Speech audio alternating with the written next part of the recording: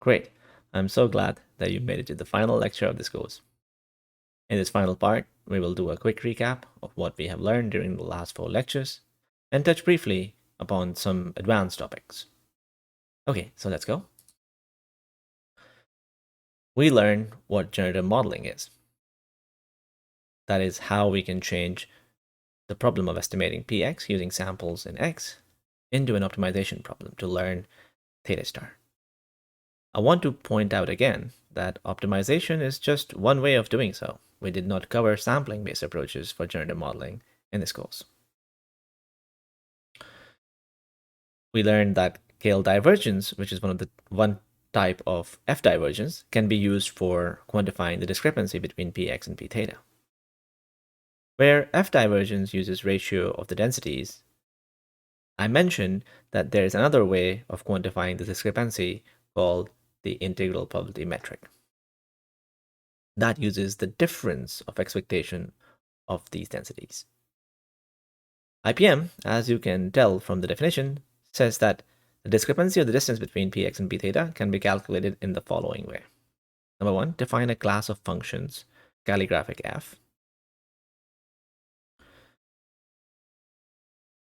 Number 2, calculate the difference of expectation of functions from F, capital F, under Px and P theta.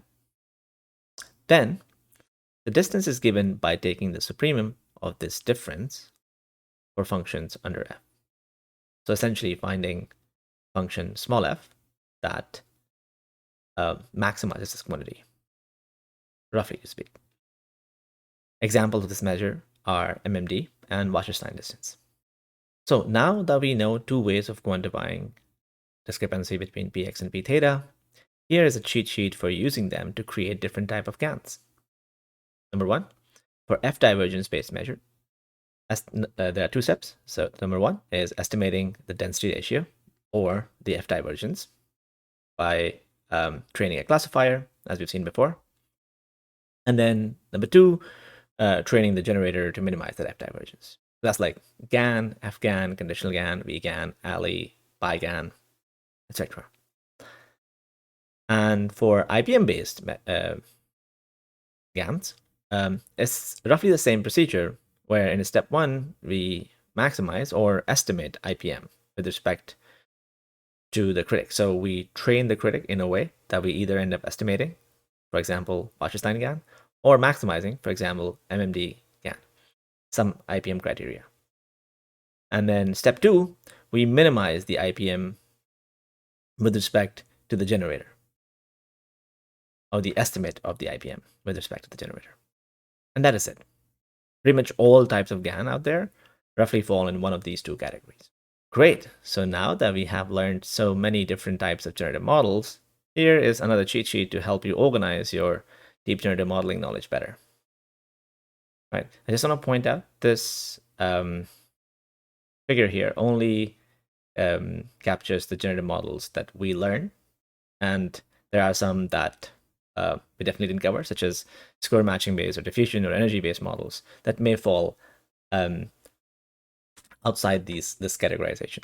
So we have 2 types of generative models. Number 1, the ones with explicit likelihood functions, such as mixture of Gaussians, VAEs, PCA, etc.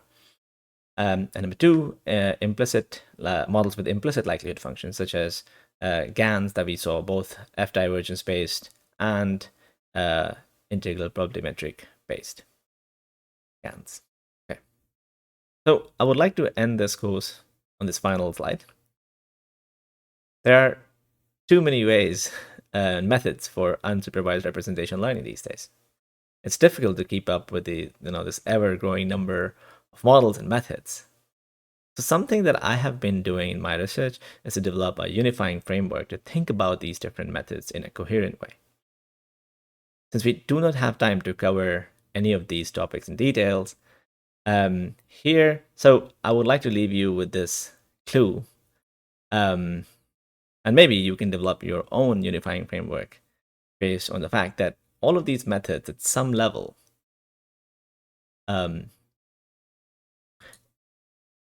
involve a density ratio estimation problem. Congratulations on finishing this course, and best of luck for the rest of the courses.